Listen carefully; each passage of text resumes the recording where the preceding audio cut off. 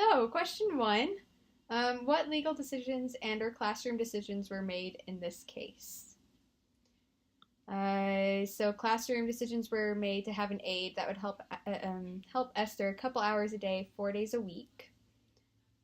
The teacher decided to contact the school psychologist to which then there was an evaluation submitted and an IEP team was called to determine needs assessments.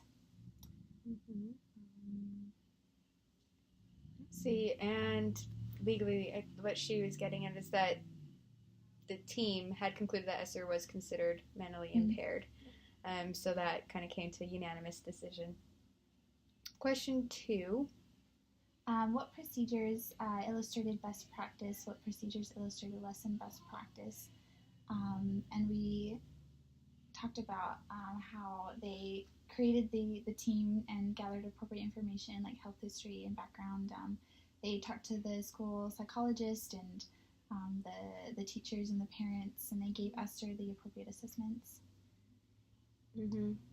And no, basically that's it. And then all kind of coming together, again with that unanimous consent, everyone kind of agreeing that Esther needed just a little more help.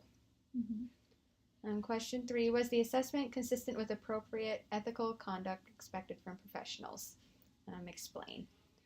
And I put yes, because the teachers included the parents. They talked about her background, their observations in the classroom and at home. They studied Esther's exams. I think that was... Yeah, they came to a conclusion. All of them decided that she was mentally impaired. So test interpretation issues. Is it acceptable practice to administer formal assessments to a child who has been in the United States for 1 year and who has not attended school in Mexico? Why or why not? And we decided that it is appropriate as long as it's modified to accommodate for the child's level of learning. Yeah, just so kind of teachers know kind of where her understanding is at, so they're able to place her in the right grade level. Just making sure that that assessment isn't for a grade, that it's for kind of an understanding purposes only, to know where the student should be placed. Our current assessment results biased by Esther's cultural background and or original language, and how do you know? And I think we both thought no, just because the aide talked about Esther being limited in her Spanish, which is her original language. Yeah, that's pretty much it. Based on the assessment information, describe Esther's current level of functioning. So we talked about how she scored below average on verbal and performance scales. She had weaknesses in long-term recall of factual information, mental arithmetic, short-term auditory recall, visual concentration, visual motor skills, and academic and language skills. Yeah, and those are below average. And then strengths in visual perception and concrete relationships and verbal reasoning. And those are all found just from the assessments that she took. Does Esther have the disability of mental impairment? If so, what evidence supports this conclusion? If not, why not?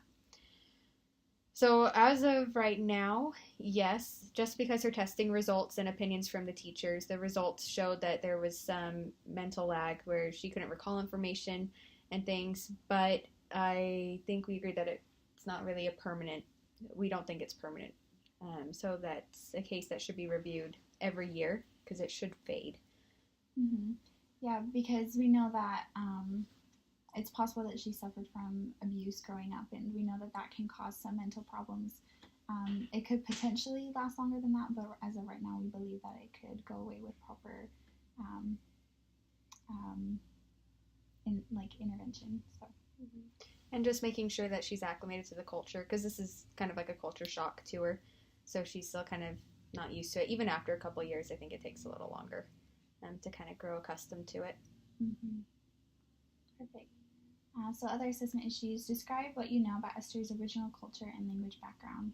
So we know that she grew up with her mother, where she received possible educational, cultural, and medical deprivation, as well as abuse and neglect. And she was abandoned at a bus station and then lived in an orphanage in Mexico City for about 2.5 years. And then with the language, as mentioned before, she wasn't very fluent in it and wasn't really able to speak it well. Mm-hmm. And I don't think she attended school during that time as well. Yeah, because she stayed and helped with the other children in the orphanage and kind of helped the adults out with kind of feeding and things. Describe what you know about Esther's assimilation into her adopted culture and language. She adapted well. She completed house tasks willingly, but the mother made a note that the directions and things needed to be simple for her to understand. She seemed to adjust well. She liked puzzles and helping around the home, and she was a little bit guarded at times, but definitely showed a lot of improvement. Mm-hmm. And how does Esther's regular education third grade teacher feel about teaching Esther, and why? She was very overwhelmed, I think, and felt bad that she wasn't able to offer appropriate materials and attention. She didn't think that she had the time to offer the one-on-one guidance that Esther needed. Mm-hmm. And I agree with that. Mm-hmm. And then for the activity, I didn't copy that down. Okay, I can read it. It says, you are magically transported to the country of Ukraine where the spoken and written language is Russian. You cannot understand anyone around you. You cannot read the Cyrillic alphabet. Describe the difficulties you might experience in daily living, work, transportation, and meeting other people. Describe a possible bias if you're administered an academic achievement test in Ukraine. I think it would be really awkward to be in a situation where you don't know the language, you can't read anything. I feel like I would be kind of trapped. Yeah. Like I wouldn't know where to go or who to ask because no one speaks the language that I'm familiar with. Mm-hmm. I know that I have a couple family members who went on foreign speaking missions, and both of them struggled a lot, especially at the beginning, and just felt very depressed and very cut off from the world around them. And it wasn't until they received special attention and special guidance that they were able to move on and overcome that, especially when the people understood where they were coming from. And I think it would be really hard to, as somebody who was a native Russian speaker, to kind of see somebody when you had that language barrier, that culture barrier. And so I think it definitely would put a little bit of bias in there if it was just surface level. Yeah, and from where I used to work, I had a customer that spoke pretty much only Russian. And so it was really hard to kind of be able to take care of his transactions that he needed because I didn't understand it. So I worked at a bank, so being able to withdraw money or deposit, that's kind of important stuff. It's budgeting and finances, and so if you don't understand it well, or they can't, I don't know, they can't get their point across, then finances are kind of important. And so not being able to speak English, they weren't always able to get the transaction done the way they wanted it to be. And so a lot of the time we would encourage them to bring in family members that spoke a little bit of English to kind of help us out so we could understand and be able to do that correctly. So kind of the same thing, being in a whole different language setting, but yeah, I don't know. It's very overwhelming. It takes time to adjust. And then describe possible bias if you were administered an academic achievement test in Ukraine. I don't think I'd be able to read the test because I think it would all be in that language. I think I'd fail, honestly, if I were to take it because the writing would be very different. Yeah, definitely.